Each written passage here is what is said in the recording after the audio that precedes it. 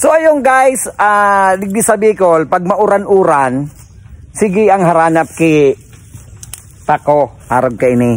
Aram hindi ni guys ang pako, ini digdi ang masiram pag tag-uran. Kaya aram na nindo pag tag-uran, permi ka ining may nagaharanap. Kaya mus na tama hanap man kita. Iyo tabi niyang panira. Pag mauran. Ayan dakulong kita digdi na pako. Ako, ayan may nakita kong ahas. Ayan sa puno ng bayabas. Ayan siya guys oh. Oh, di ba? May ahas siyang kulay green. Mag-aano sana ako. Nakita niyo yung ahas na yan kulay green? Ayan guys oh, yan oh, yan oh, yan oh. Ahas yan, ayan oh. Oh, nakita ko nga lang, kukuha sana ako ng bayabas. Eh may ahas na kulay green. Oh, yan baga sa bayabas. Oh, yan o. Yan o. Green ang baga. Ay, malang green dyan. Oh, yan o, yan o, yan o.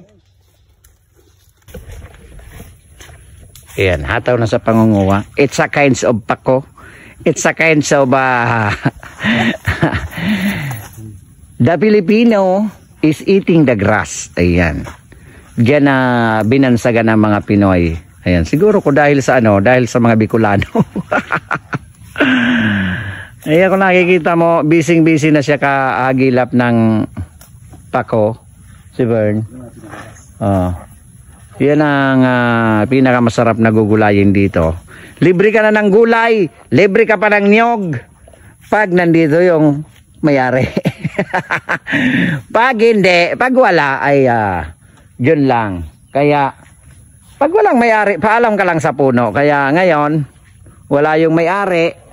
Paano ba yan? Wala yung may-ari. Kaya kami ay magpapaalam na sa puno. Oh. Pwede bang kumuha ng buko? Ay hindi. Bern, dahil man nag-ano? Dahil man nag-simbag? Oo. Ano? Let's go? Para dahil magkitang ano, tabak.